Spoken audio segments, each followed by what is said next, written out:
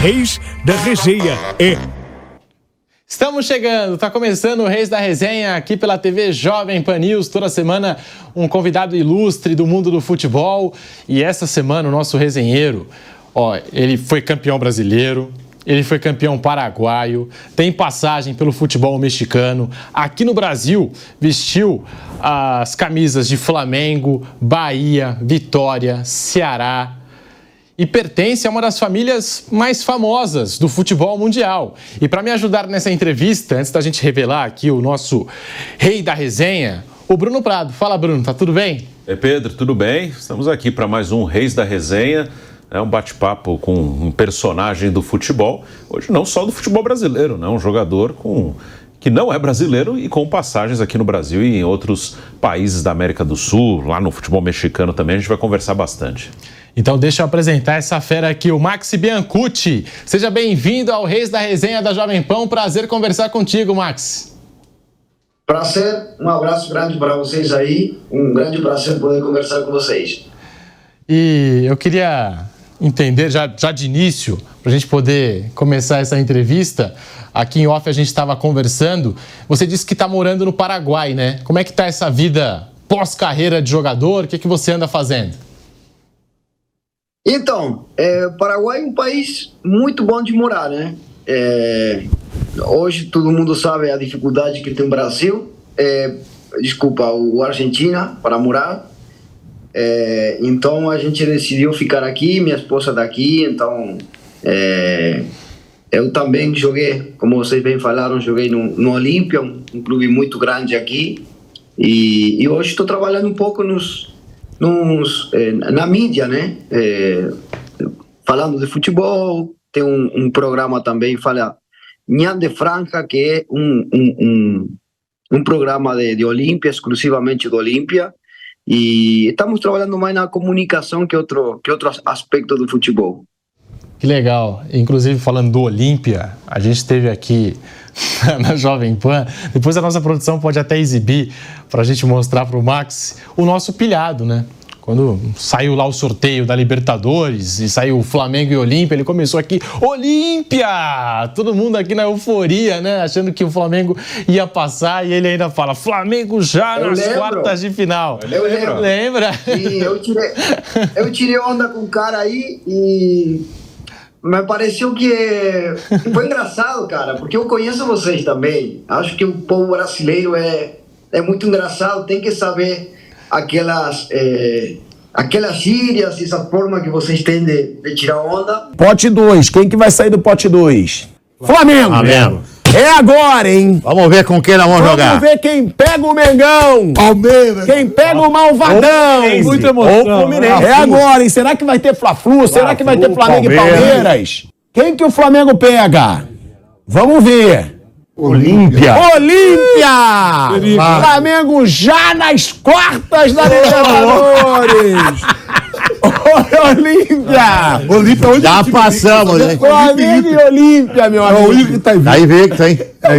Tá bom, invicto, Olímpia.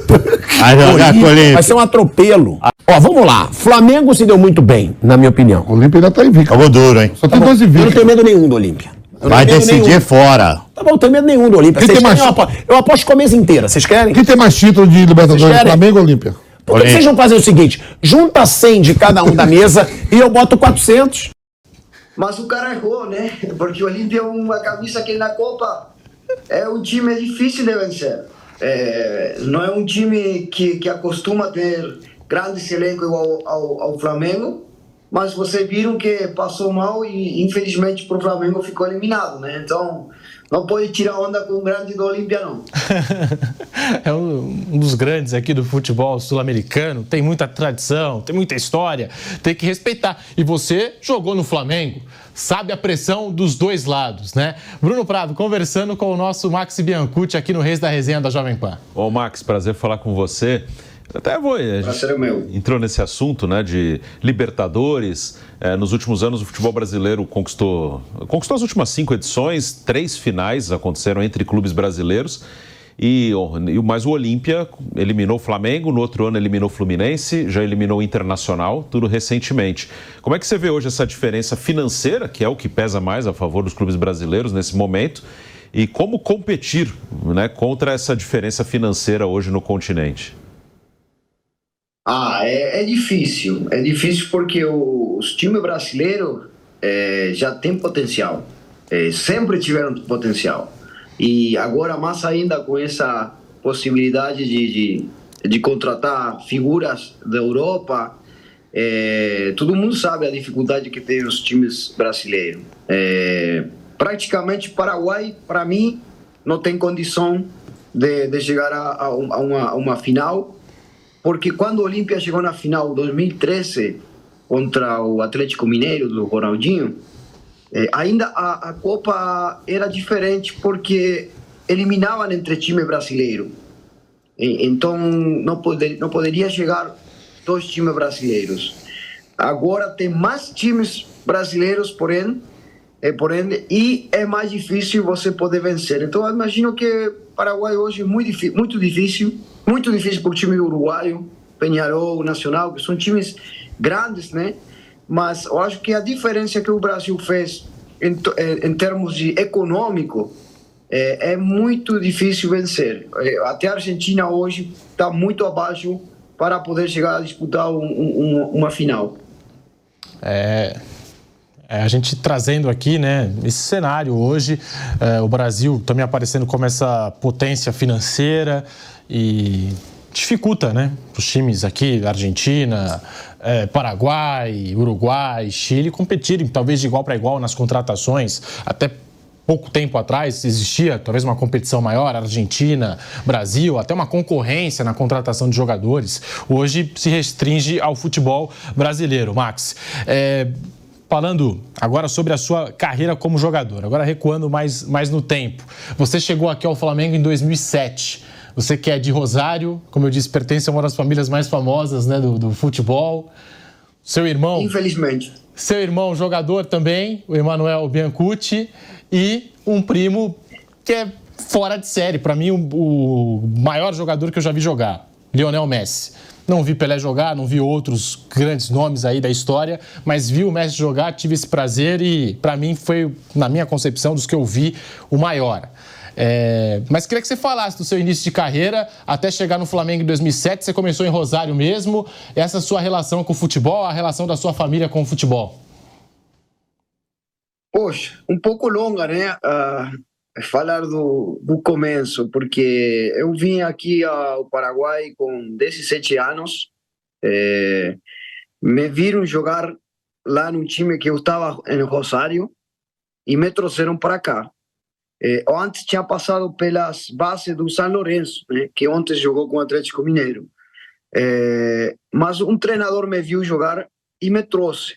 O treinador que me viu trabalhava com Tata Martino, que hoje é o treinador do Inter, de Miami. E eles estavam no Libertad, fazendo um grande trabalho. Eles começaram essa arrancada de Libertad.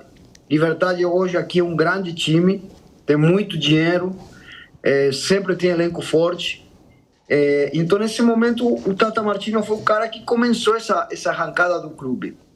Aí eu cheguei morando a gente chama aqui de pensão, que é uma casa onde moram os meninos da base, e comecei minha carreira.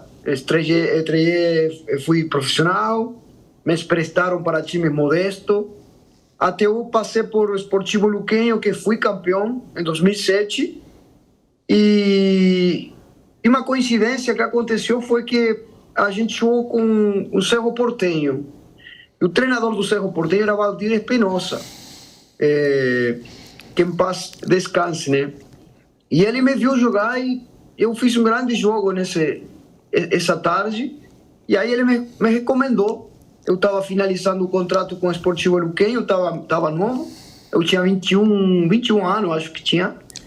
E aí foi muito rápido, né? O Flamengo se interessou e, claro, o marketing que tem detrás meu fez com que o Flamengo também se interessasse por essa mídia, né?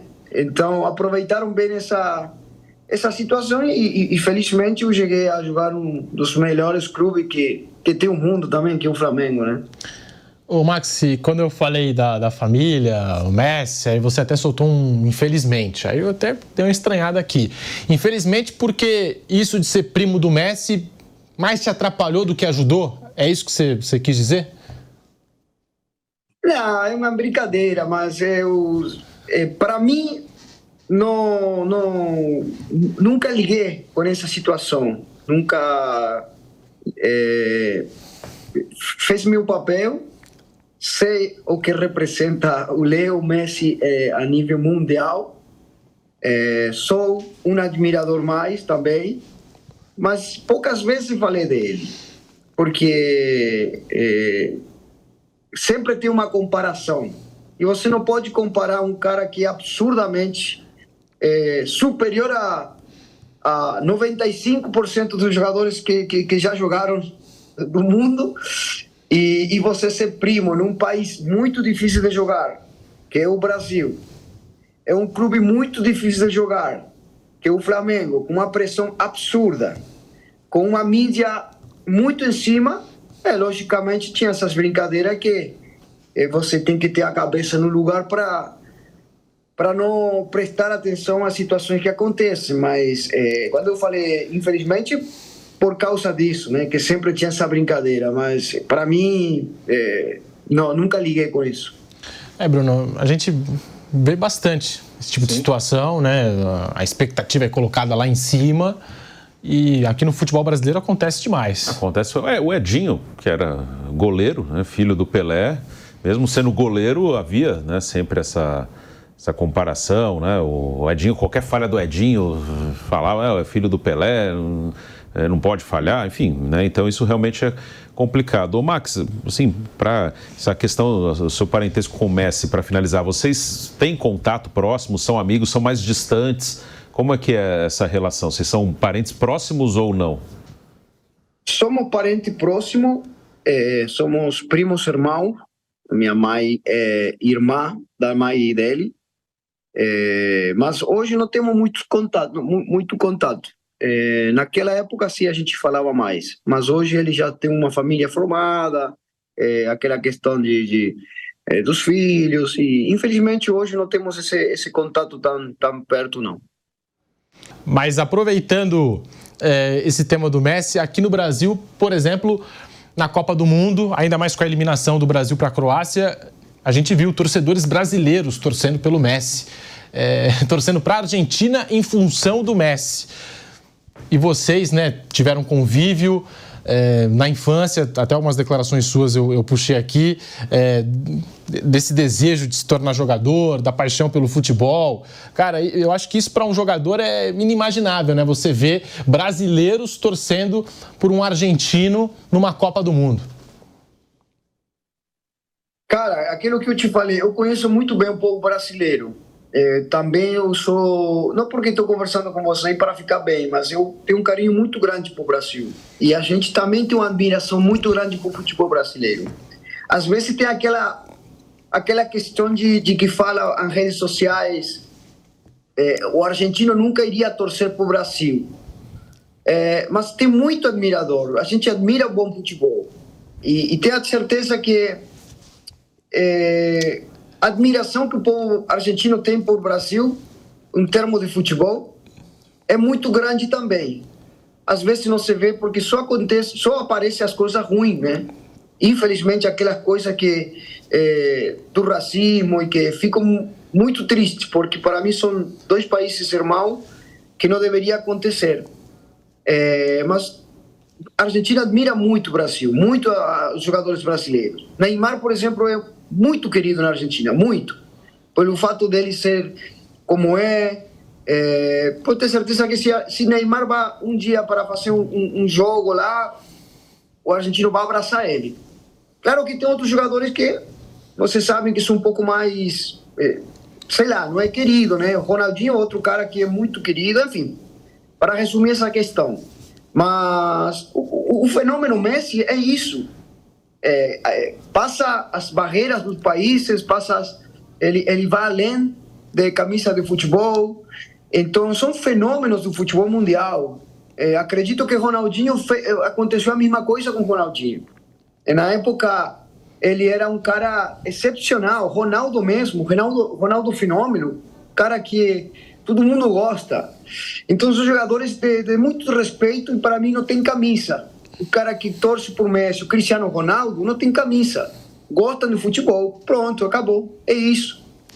E é verdade essa história que ainda na infância, você, o Messi, o seu irmão, o Emanuel Biancucci, que também jogou aqui no futebol brasileiro, vocês vieram ao Brasil de férias e rolou mesmo essa história do Messi comprar uma camisa do Palmeiras?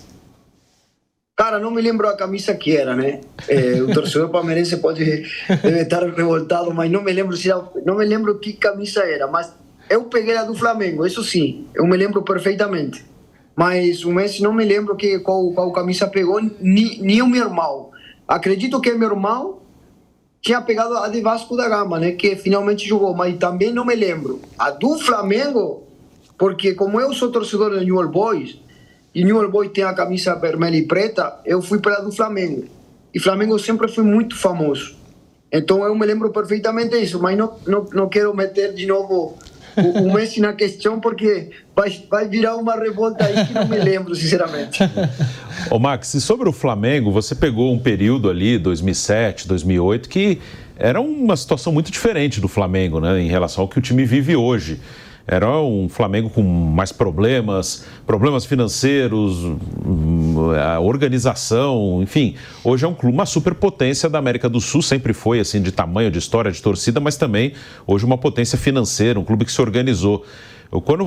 Comparando o Flamengo que você viveu e o Flamengo de agora, você imaginava que o Flamengo chegaria anos depois nesse nível que chegou, de organização e de força financeira no continente? Não sei se eu imaginava, mas merecia, né? Merecia. Um clube com a quantidade de torcida que tem, com o que gera Flamengo. Eu me lembro de ter jogado no Recife e a torcida ia te buscar no aeroporto, lotava o aeroporto. São times que, infelizmente, na época que eu peguei, não estava bem. Me lembro que estava em zona de rebaixamento. E foi bom porque aí você mostra o caráter para jogar nos clubes assim. Para mim o futebol passa mais pela cabeça, passa mais pela personalidade que o jogador tem que pelos pés. Claro, você tem que ter talento, mas esse talento tem que acompanhar com personalidade. E eu era muito novo, eu não estava pronto ainda para enfrentar uma situação tão grande. Quando eu cheguei, consegui me virar, consegui já fazer alguns jogos bons, mas a competência era absurda também. Eu me lembro que estava Tardelli, Petkovic, o Adriano, mesmo que não tenha tudo esse dinheiro, mas tinha um elenco muito forte. E é isso, cara, que na época eu machuquei, me lembro, e depois foi difícil pegar a titularidade de novo. Aquele Fla-Flu foi talvez determinante, né, para você talvez ganhar mais espaço e tirar alguma desconfiança que alguém tinha em você. Aquele gol, vitória por 1-0 num Fla-Flu, depois acabou te ajudando dentro do Flamengo, né? Claro, esse jogo foi muito importante, porque eu me lembro que a gente tinha ido a treinar a Teresópolis, né, onde eu treino a seleção. Ficamos apartados um tempinho lá, porque no Rio a coisa não estava boa. E ficamos, acho que uma semana lá treinando, e um dia falou o Joel Santana, vai jogar. E aí fiquei surpreso, né? Porque eu fazia pouco tempo que estava treinando, e foi um bom jogo, acho que ganhamos bem. A torcida comemorou um gol meu, e aí foi uma arrancada boa. Mas isso, aquilo que eu te falei, a sequência difícil de jogo atrás jogo, jogar cada 3 dias, eu não estava acostumado também, fisicamente. E bueno, acabei machucando, e depois foi difícil. Joguei alguns jogos, mas não foi como eu queria. Desses técnicos, por exemplo, você citou o Joel Santana, se não estiver enganado, você trabalhou também com o Caio Júnior aqui no Brasil. desses técnicos que você trabalhou aqui no futebol brasileiro, algum te chamou a atenção? Você está me ouvindo bem? Estou ouvindo, perfeitamente. Tá tudo certinho. Certinho. Então, eu peguei treinadores. Joel era um cara muito perto do jogador, né? O Joel era um cara muito engraçado, um cara muito... sabia chegar com o jogador, sabia falar, fazia grupo. Ele era um cara muito bacana. E taticamente, o cara é inteligente. Sabia arrumar o time, né? Mas a gente vem de outra escola de treinadores, né? A cultura de jogo é diferente. Você tem que se adaptar ao futebol brasileiro.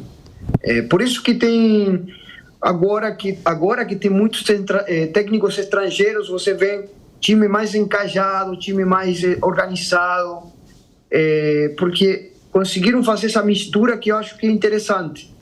Porque o jogador brasileiro ele já tem a técnica. Um pouco desorganizado na tática, mas na técnica ele é bom. E na época, os treinadores que a gente pegou quase nem treinava muito, né? Porque muitas viagens, muita concentração, pouco tempo para eles arrumar o time. Mas o Joel foi muito importante para mim, eu acho um técnico muito bom. Peguei o Caio Júnior também, que ele depois me levou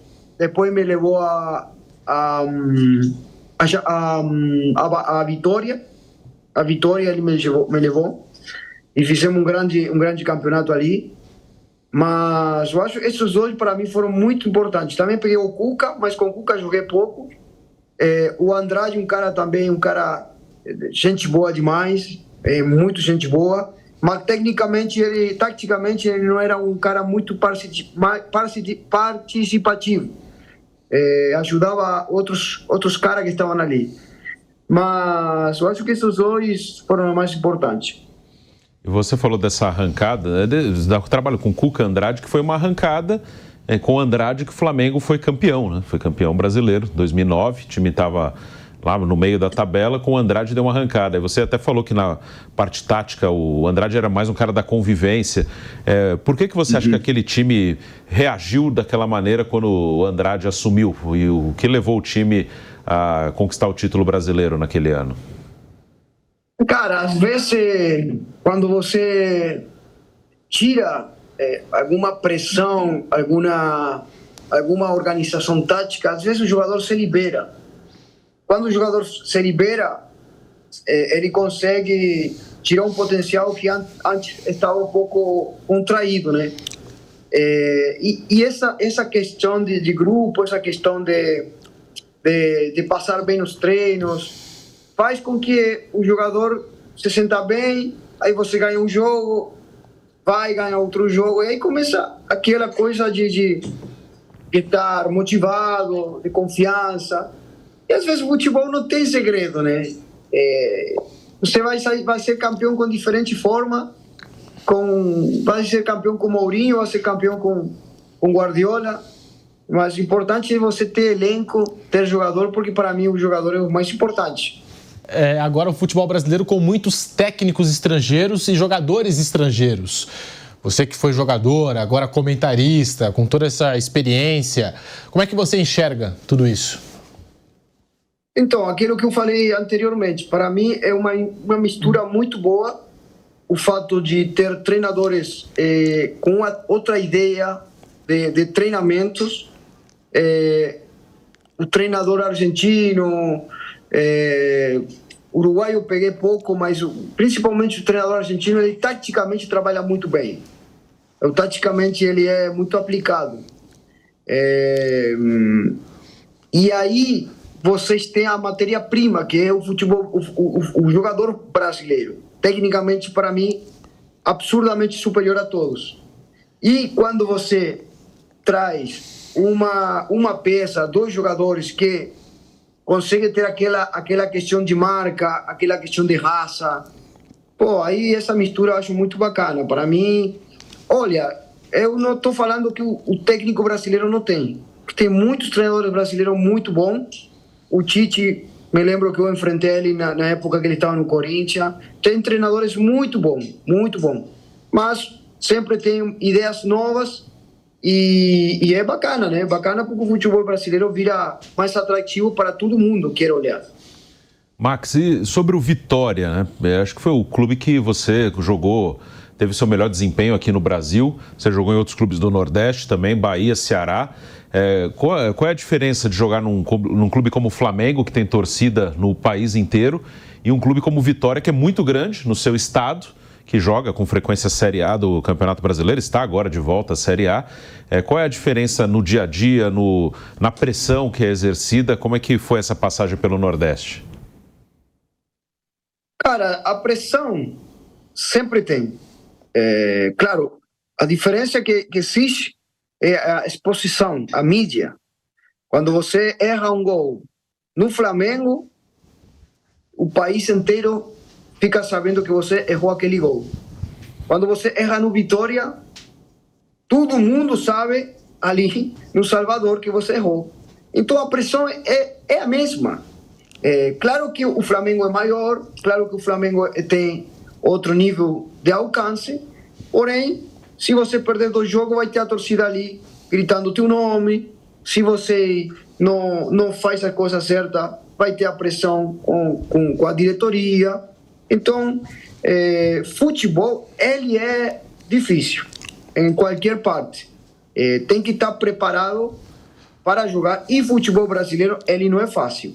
Jogar cada 3 dias, aquilo que eu falei, a pressão que existe da parte da torcida, a torcida não tem aquela paciência.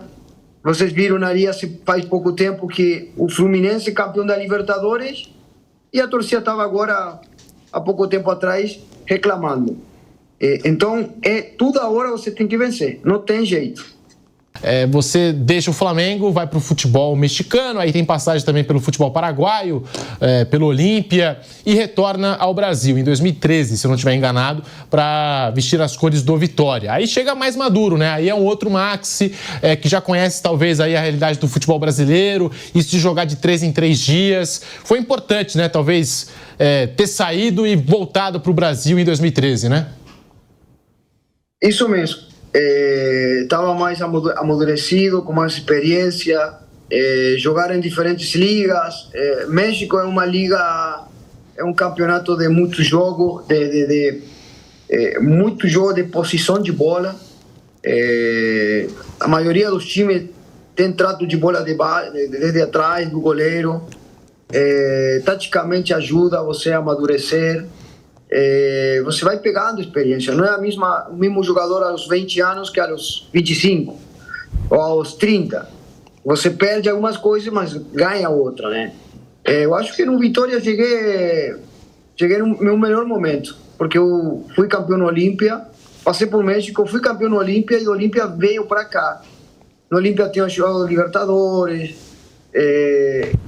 enfim, também o Olímpia é um clube com muita pressão.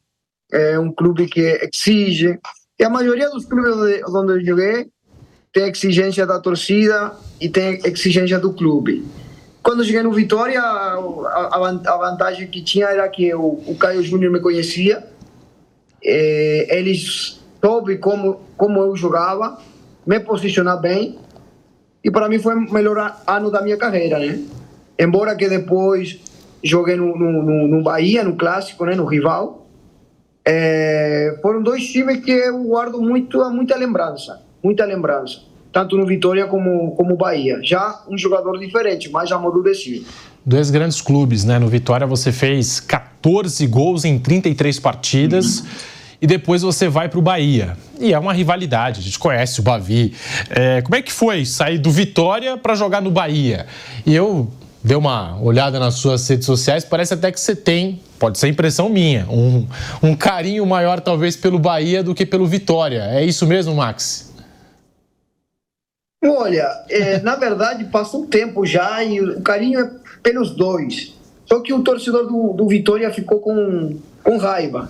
Ele nunca superou aquela situação. E é uma situação lógica que o torcedor possa sentir. Mas em cada negociação acontecem coisas que só o jogador sabe.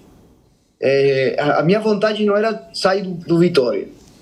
E, bom, aconteceram coisas, não vale a pena lembrar como foi aquela negociação, mas apareceu Bahia oferecendo-me, abrindo as portas do clube, e eu estava muito confortável no Salvador, né? Uma cidade muito bom para mim de morar, já tinha a escola das crianças, então para mim foi difícil, mas uma vez que eu escolhi, que comecei, o torcedor do Bahia também me abraçou. O primeiro ano foi muito difícil, eu quase joguei sempre temporada, me lembro que foram apenas 5 treinos que eu tive e já fui para o jogo.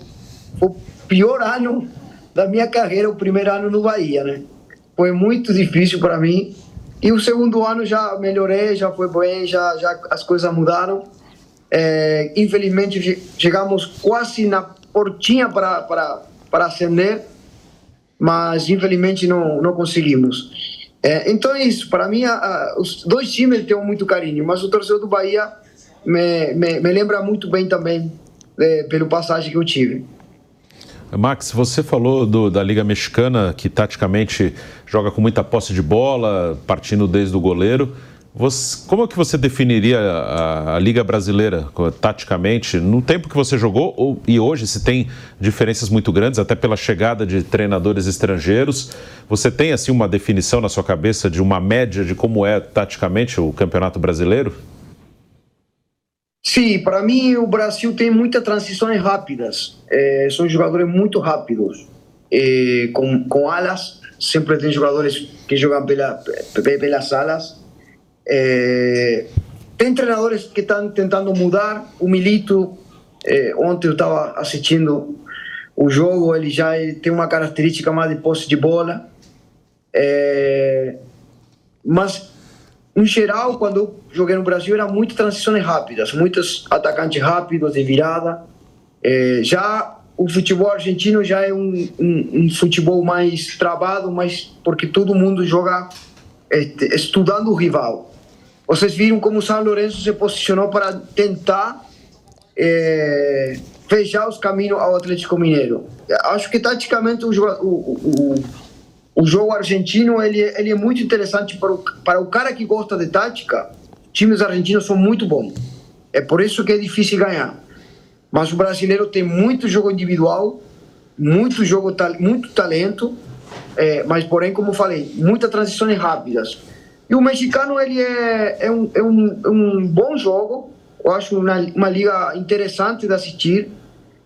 Tem clubes grandes que tem também grandes contratações, e é muito parecido a uma liga europeia, né? Muito parecido àquela liga espanhola, com uma posição interessante, os campos sempre estão bons, estádio lotado, não tem aquele povo pesado, aquela torcida que é mais, parece um teatro, né? Tem torcida, mas não é aquela como o Brasil ou a Argentina. Mas o nível de jogos, cada situação são diferentes, cada país joga diferente. No Paraguai já é muita força, é muito jogo dividido, campos ruins, tem que ter muita personalidade para jogar você 1 contra 1 e dessa forma você se destacar. Mas o Brasil, para mim, hoje está melhor, né, que aquela época. Hoje, para mim, o futebol brasileiro está um dos melhores do mundo, sem lugar a dúvida. E essa sua passagem pelo Olímpia, hein, com o Campeonato Paraguaio na conta, a identificação que você tem com o Olímpia é muito forte, não é, Max? O Olímpia é um clube especial também, porque aqui vocês têm 2 clubes grandes, que são Olímpia e Cerro Porteño. Depois tem o Libertad, mas não tem torcida. A maior torcida fica com Cerro Porteño e Olímpia. E o Olímpia é o único time que ganhou Libertadores. Tem 3 Libertadores.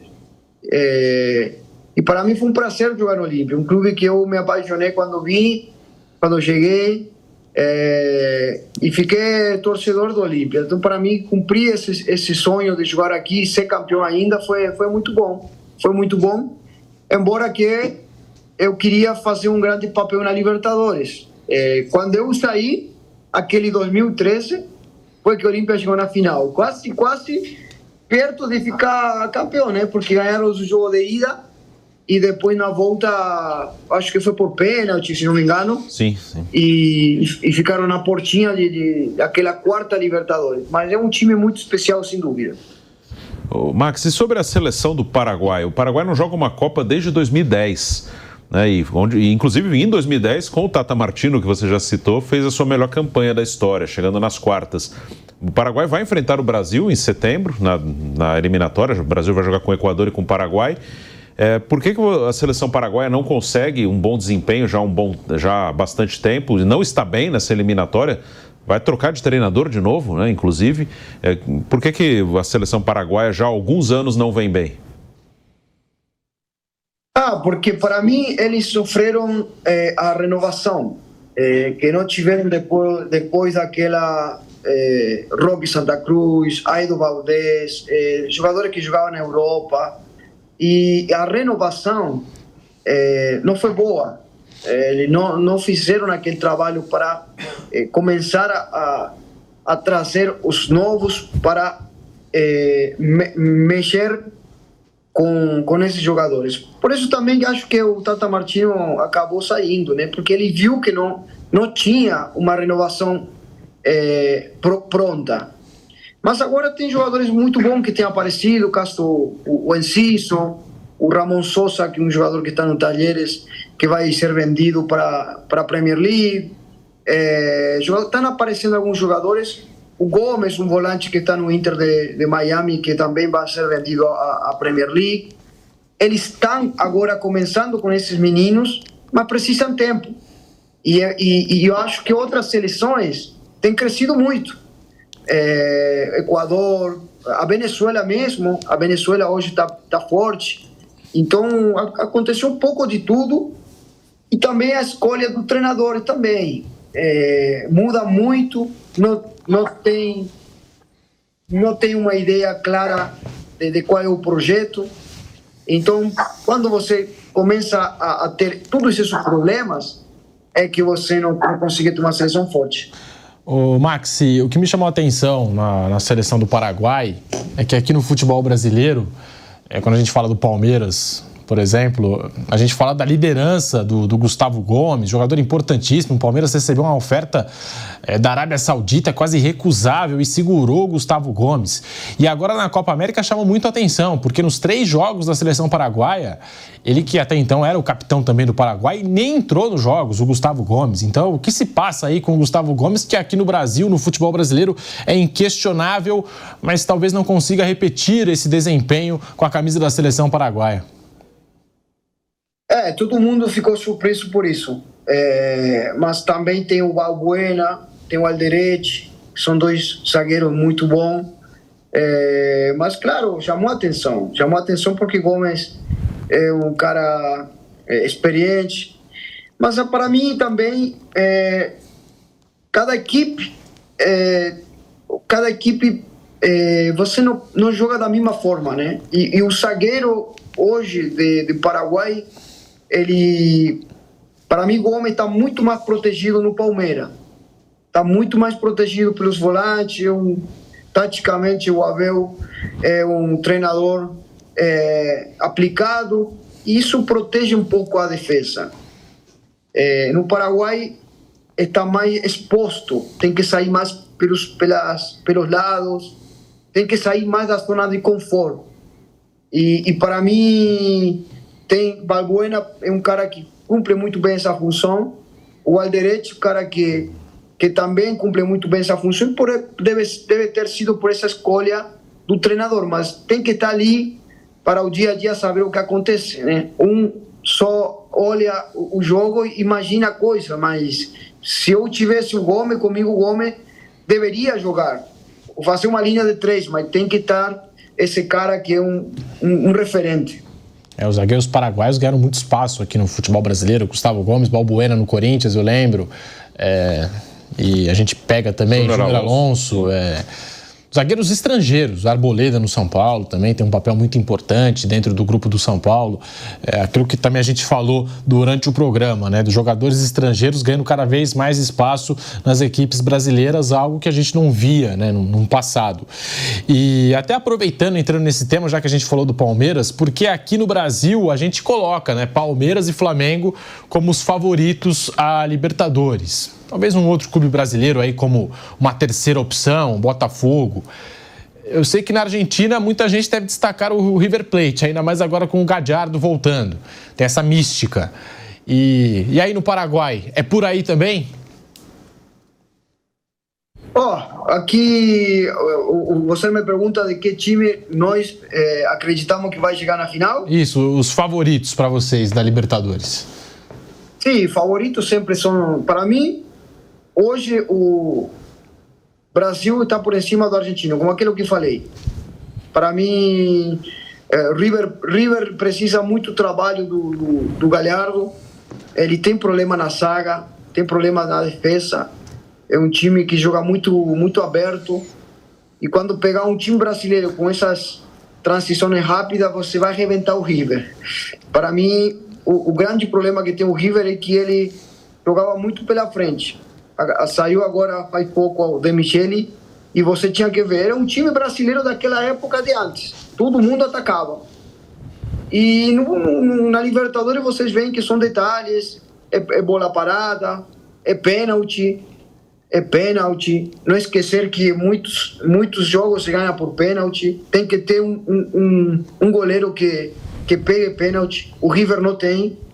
O Armani tem sido criticado por isso. Cara de seleção, tudo, mas não é um cara que pega muito pênalti. E vai ter trabalho o Gallardo. Eu gosto dele, admiro o trabalho dele. Acho que o River Plate tem um grande elenco também. Pode ser campeão tranquilamente, mas precisa de trabalho. O Atlético Mineiro me parece que o jeito de jogar que o Milito tem que estar muito aceitado, né? O Fluminense conseguiu ser campeão assim desse jeito, mas eu imagino o torcedor do Fluminense como tinha haver sofrido, né, em cada jogo, porque jogar a bola ali atrás, Sul-América não é Europa, aqui a pressão que tem na torcida é diferente, mas conseguiram. Vamos ver, o Atlético Mineiro tem um grande elenco, mas eu quero que o Flamengo chegue, né? O Flamengo gostaria muito que o Flamengo chegasse, mas enfim, eu acho que são por ali. O Grêmio não tenho acompanhado muito os jogos do Grêmio, mas para mim o Brasil vai ser novamente campeão. Ô, Maxi, é um assunto aqui que a gente debate futebol brasileiro, questiona talvez o alcance do futebol brasileiro na América. Como é que chega o Campeonato Brasileiro para vocês? Existe a transmissão dos jogos no Paraguai? E cabe até aqui uma curiosidade, não sei, algo que me passou pela cabeça. Quando você jogava aqui no Brasil, não sei como é que está a sua relação agora com o Messi, mas ele acompanhava aqui o futebol brasileiro ou ele sabia o que estava se passando aqui? Não sei. Aqui não passa muito jogo brasileiro, sinceramente.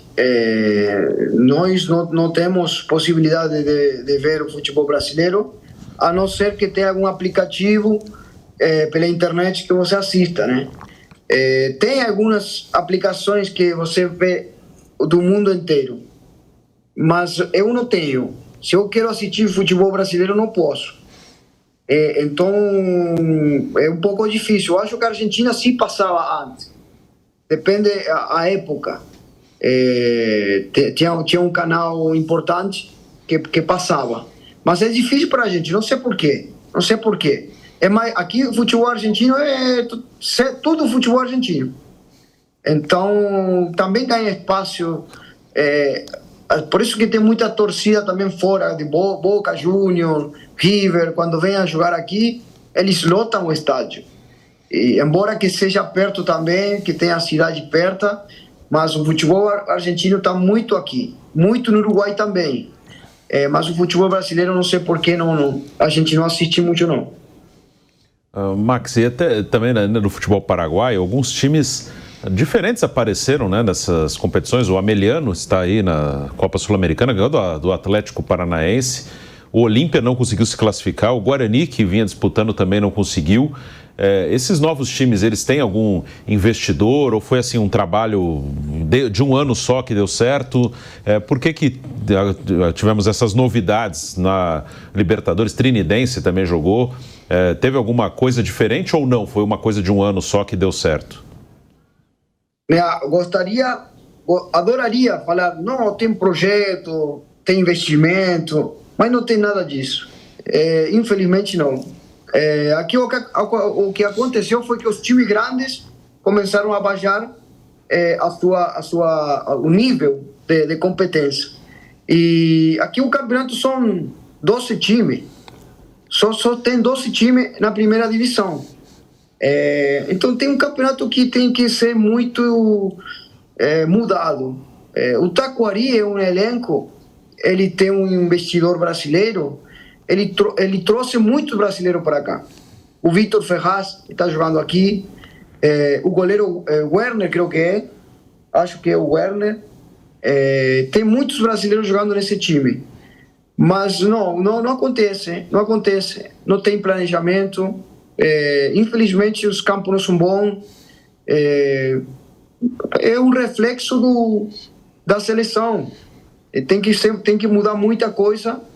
E converso também com amigos uruguaios e no Uruguai acontece parecido também, né? Só tem o Peñarol e Nacional e o resto fica muito por trás. Então é isso, o Olímpia não conseguiu vencer do Ameliano, um time muito modesto, não tem nem lugar para treinar, e venceram. O futebol é assim, um jogo, os caras jogam na vida, e você achando que você, o Olímpia, vai ganhar com a camisa, e aí sofreu, né? Então é isso. Cresceram os anão, a gente fala. A gente lembra também do futebol paraguaio aqui, do Guarani, né? Chegou a tirar o Corinthians. 2 vezes. Tirou o Corinthians 2 vezes, do Guarani do Paraguai. O Guarani é um time grande, né? O Guarani aqui é um time grande. Você tirando o Olímpia e Cerro Porteño, tem Libertad e tem Guarani. Depois vem Nacional. O Guarani sempre tem times competitivos. E o Guarani sempre tem bons jogadores. Porque mexe muito com os jogadores da base. Aqui saiu o Segovinha, que depois apareceu bem, depois não se adaptou. Mas tem jogadores bons, Romero Benítez. Sempre tem bons jogadores saindo do Guarani. E agora tem o Chiqui Arce, que o Chiqui é um grande treinador. Um grande treinador. Gostaria de vê-lo no Brasil. Cara que tem muito posse de bola, não é típico paraguaio, né? Ele tem outra ideia, ele é mais brasileiro. Então, mas o Guarani é competitivo, o Guarani sempre chega, sempre está ali. Isso é verdade, a gente vem acompanhando, né? Inclusive, o Corinthians, eu vou lembrar, que pegou o Guarani numas oitavas de final e ninguém acreditava também no Guarani. Foi parecido aqui que aconteceu, o Olímpia e Flamengo, né? Ninguém acreditava, chegou o Guarani, tirou o Corinthians, que naquela altura era um dos favoritos pela Libertadores, né? Era um dos candidatos. Foi campeão brasileiro no mesmo ano. Depois de cair pro Guarani, foi campeão brasileiro. O técnico era o Tite. Era o Tite. E o Guarani despachou o Corinthians naquele ano e depois, numa pré-Libertadores, o Guarani acabou tirando o Corinthians. Ô, Max, você também teve a experiência de disputar os campeonatos regionais, que eu acho que quando a gente fala do futebol argentino, do futebol mexicano, eles não entendem muito bem essa história de paulistão, carioca, cearense, baiano, e você teve a oportunidade, por todos esses clubes onde você passou, de ser campeão estadual. Queria que você falasse sobre isso e também da sua passagem pelo Ceará. Bom, os estaduais, o paulista é o melhor, né? O paulistão. O carioca eu acho que é o segundo, mas assim, jogar o estadual no Salvador Bahia, ele é difícil, cara, porque você pega time muito pequeno, com campos ruim, um sol fortíssimo. Eu me lembro de ter feito 2 horas de avião e a gente não saía do Salvador, do Bahia, perdão. E então é muito grande o Brasil. Quando eu falo isso para meus amigos, eles ficam surpresos, né? E eles também se confundem, como é que jogam tantas competições? E aí você explica, primeira parte do ano, joga estadual, enfim. Mas quando você joga em times como o Vitória, o Bahia, você tem que vencer o estadual, porque isso te dá a força para você enfrentar o brasileiro. E se não vencer, já começa a mudar de treinador, não sei o que, traz novos jogadores. Em Flamengo acontece a mesma coisa, você tinha que vencer de Volta Redonda. Então, é muito difícil o estadual, é muito difícil, porque os times pequenos se jogam a vida com um time grande. Mas é uma preparação para o brasileiro, né? Tem que vencer, não tem jeito. E o meu passagem para o Ceará, ela foi em um momento que eu não estava legal. Eu já tinha vontade de ficar no Paraguai, porque minhas filhas já estavam na escola, tínhamos conversado com minha esposa de já ficar aqui, e infelizmente eu saí do Olímpia esse ano, e aí o Ceará me ligou, e o Ceará estava, acho, na Série B, e eu conhecia, claro, a torcida, foi legal, mas eu não estava confortável na cidade, onde eu morava, meus filhos, minha filha, e não, o jogador tem que ter a cabeça no lugar para você dar certo. Comecei bem, mas depois eu comecei a ficar irritado com o treinamento. Tinha um treinador que ele é muito famoso lá, que fazia todo dia coletivo. E você vai perguntar para qualquer jogador, odeia fazer coletivo. E a gente fazia todo dia coletivo. Então já estava numa idade que queria praticamente largar, queria voltar para o Paraguai e ficar. Então não aproveitei. Hoje que o tempo passou, claro, eu fico arrependido porque são grandes times, grandes torcidas, que se eu poderia ter feito um pouco mais de dedicação, poderia ter ficado na memória da torcida, que no final é o que conta, né? Maxi Biancucci, muito obrigado aqui pela participação no Reis da Resenha da Jovem Pan, foi um prazer, e os microfones aqui sempre abertos para você, viu, Maxi? Muito obrigado. Eu quero mandar um abraço para vocês, dizer que tenho muito respeito por Brasil. Para mim, o Brasil é um país que me acolheu muito bem, e sou muito apaixonado por futebol brasileiro. Então, tenho uma filha que nasceu lá, assim que para mim também é um grande prazer conversar com vocês, e na hora que você precisarem, a gente pode bater um papo ali. Valeu? Show. Um grande abraço para todos vocês aí. Show, muito obrigado, Maxi Biancucci, obrigado, Bruno Prado. Obrigado. E a gente vai ficando por aqui com o Reis da Resenha dessa semana. Semana que vem, mais um Reis da Resenha, com mais um convidado especial aqui na TV Jovem Pan News. Reis da Resenha é Realização Jovem Pan News.